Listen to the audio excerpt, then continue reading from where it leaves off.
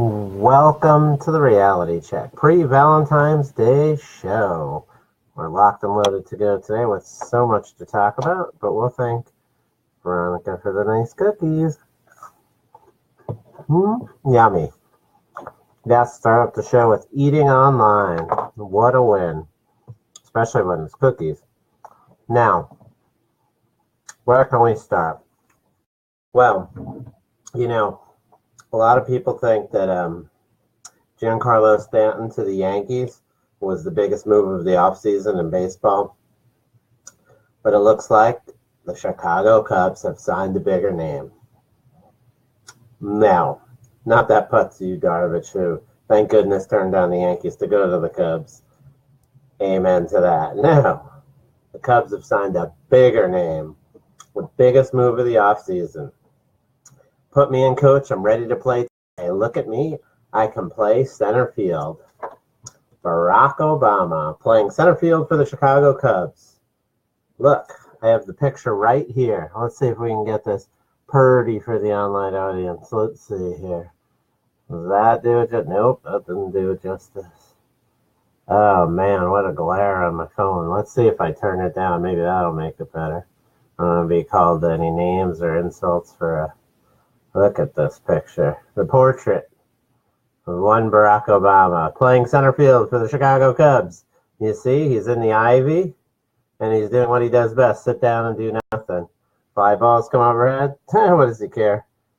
He'll lose like the Chicago Cubs did for all those years. So, that's baseball. Now we move on with our show. Now we have... I grew up in New Jersey, and now I live in Arizona. So I've probably been about half of my life in both places, so I know both pretty well. Now, one thing that's crazy is in New Jersey, you pay higher taxes. You pay tolls on multiple roads. There's a turnpike, there's a parkway, and you can't go north and south without paying tolls. If you want to go into New York, it's a toll. You got the bridge. You got the tunnel. You're paying wherever you go. Tolls everywhere. In Arizona, nothing. In New Jersey, in Arizona we have casinos, but they're Indian casinos, so it is what it is. In New Jersey, they have casinos that they get money from. They have a horse racing track, which is huge. They get tons of money from. We have horse racing tracks that are not as big. Property taxes, gigantic in New Jersey. Gigantic property taxes. Your property tax in New Jersey is like a mortgage out here.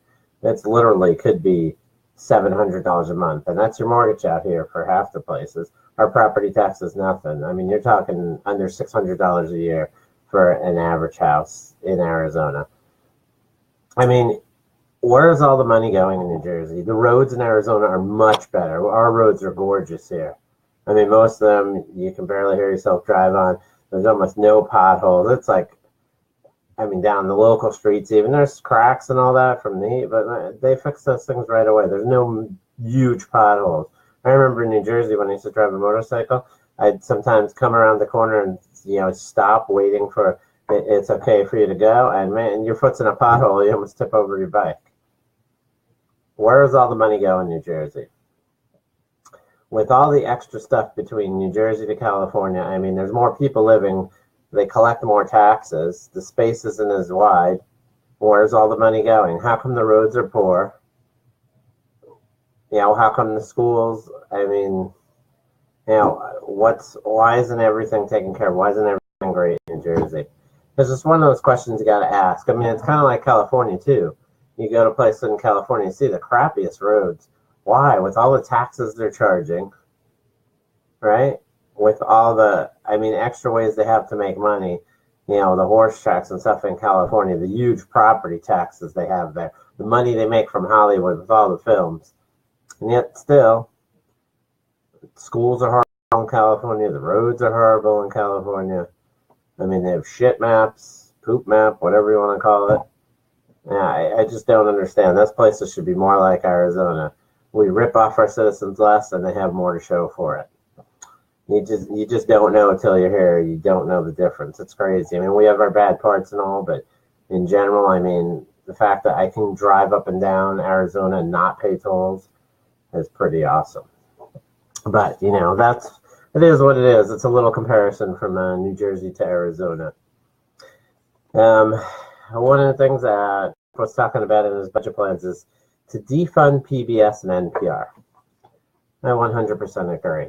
Actually, he wasn't talking about defunding them. He was talking about cutting them. But I totally agree. We should defund. Firstly, what is NPR? National Public Radio. NPR is a place where they have little to no commercials because it's paid for by you, the taxpayer. Now, of course, I don't agree with their absolute trash that comes out of their mouth there. No research, poorly prepped shows. Yeah, absolutely. I don't agree with that. But that being said, is the government shouldn't be funding my show, and they definitely shouldn't be funding theirs, especially when you find out most of those people make 2 to 3 times what you make. I'm sure they have more than 10 employees that make over $100,000 a year working at that radio station. And who's paying for it? You are every time you go to work. That's just unacceptable. Just not called for. And PBS is almost worse than the way everyone, Sesame Street, we grew up on that. We need that funded. No, we don't. Sesame Street can fund itself. What happens here is very simple. Sesame Street, huge names, Elmo, Cookie Monster, all those ways. Big Bird, ways to make money. And what happens is Sesame Street sells off their product lines for very cheap amounts of money because they don't care. They don't need profit. They're funded by the government. So instead of holding them accountable in that way, and they can make the money and produce their show, they're just getting taxpayer money. They don't really care. They sell that off at a cheaper rate. Somebody else makes money on it when we should be taking the money. And the show, unfortunately, it could fund itself, but they choose not to. More of a way to take taxpayer money and a waste. We don't need it. Sorry, if Sesame Street can't survive, we don't need it. Same thing like NPR, we don't need it. If it can't survive, we don't need it. That's enough of that one. So let's see, we can go back to sports for a bit or go over some headlines. What is it that we want to do? Let's go to sports for a bit. UFC 221 took place last week. Like I said, not a lot of big names in the card, not a lot of great fights, but we'll go over we'll review it, go over my predictions, and see how bad I did. So in the first fight of the night, I had Tyson Pedro beating Safarov. I had a third round unanimous decision for Pedro. And Pedro actually won. Tyson Pedro actually won to move his record to 7-1. He won by a Kimura choke in the first round. So, very good for Tyson Pedro. Strong showing. Better than what I thought, but I knew he'd learn from his last fight and definitely was going to be better, and he was. Second fight was Matthews against Lee Jiliang. And I had thought that Jiliang would just win first-round punches. He's just looked stronger than Jake Matthews. Jake Matthews has not taken that step to beat somebody that is presumably ranked higher than him, to beat somebody that turns in that corner to get him into maybe the top, even 15, much less 10. But Jake Matthews this weekend, unanimous decision. I mean, he is very active, did what he needed to do. A big step up for him, and Jake Matthews is surprising to me, at least surprising, unanimous decision win, move his record to 13-3, and definitely maybe he'll get a better opponent. Next fight was Tia Tuvasa against Cyril Asker, and in that fight I had a first round TKO for Tia, and that's exactly what it was, a first round TKO. Dominated the as I thought. I mean, this guy's 9-0 now. Now it's going to be time for him to get a better name. And we'll see. Step forward, is he going to compete against that better name, or is he going to get blown out of the water and have to regroup? But he looks really good. I mean, 9-0, what else? In the co-main event, we had Curtis Blades against Mark Hunt.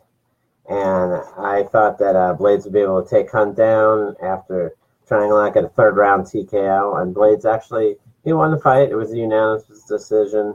I mean, Hunt is tough. Blades just worked his game plan now, and he just wore Hunt down and was a more active fighter. I mean, Blades was Blades. He did what he needed to. He's 9-1 now, so he's actually gonna probably step up to a quality name in the heavyweights. Maybe he can go get a Cain Velasquez or something when Velasquez isn't hurt, or who knows when that'll be. But somebody like that, I think he's earned a good name and a good fight, and I could at least set up something, because right now heavyweight division's pretty much on hold anyway, because you have the big super fight with Daniel Cormier versus Stipe Miocic, so that's kind of holding those two divisions, which in neither one of them there's not really anybody anyway to step up and challenge, so I think we're good there. And in the main event, we had Yoel Romero against Luke Rockhold. And we know Yoel Romero has the punching power. His problem before has been the cardio. And that even scared me more because he actually came in overweight, did not make weight for the fight. He said it was because he had a game plan, because he was supposed to fight a few weeks from now, and this fight was on short notice. But it was enough time for him to make weight. I think that was a poor excuse. It was a lost opportunity. This was for the interim title, and Yoel didn't make weight. And Luke Rockhold, I thought it would be 3 rounds of Rockhold just clutching, grabbing, just slowing down Romero. I know Romero's a good wrestler, but I thought Rockhold would be able to avoid the big, slow him down, and get a 4th round submission. And Yoel Romero got beat up badly with the leg kicks. I mean, Luke Rockhold was outsmarting him early in the fight. He really did some damage to Yoel's leg, but Yoel not only hit his fight, and he actually found a way to knock him out in the 3rd round. And for Rockhold, kind of the signs now that this guy's got a glass jaw, and it's hard to start overcoming that when it happens. It really sets fighters back. I mean, I feel that Alistair Overeem's kind of like that way, where Overeem could be dominating the fight, and then one good shot, and it's lights out. Worse, like that one shot. That's the way it looks like for Luke Rockhold. I mean, if you look at his last 3 fights, Rockhold, lost to Bisping, got knocked out. Bisping doesn't knock anybody out, really. I mean, the only way Bisping gets you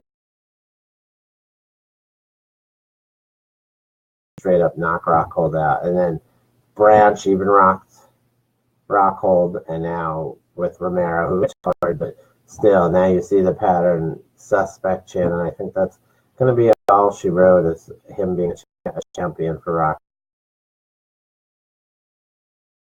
Weight, he didn't get the interim title, and so that basically Robert Whitaker, who had a staph infection, and he's not going to be fighting for a while, and Rockhold, Yoel Romero's leg should be better. He should be able to train in about 2 to 3 months, and from there, those guys maybe will meet sometime. Definitely the second half of the year, maybe August, July, somewhere around there. Hopefully, at worst, August or September. But we'll see. We'll see how that goes. But that should be definitely an interesting fight. Whitaker and Romero. Last time, Whitaker just outworks you. But we'll see. We'll see. I mean, and there's nobody else in that weight division that's Anderson Silva can never get back in the mix. He's getting older by the day and still suspended. Unfortunately, that's a lot of the problem with the UFC right now. They got a lot of guys on the shelf, and they're wasting their prime years and whatnot, being suspended, like John Jones. It's kind of, I don't know. It is what it is, but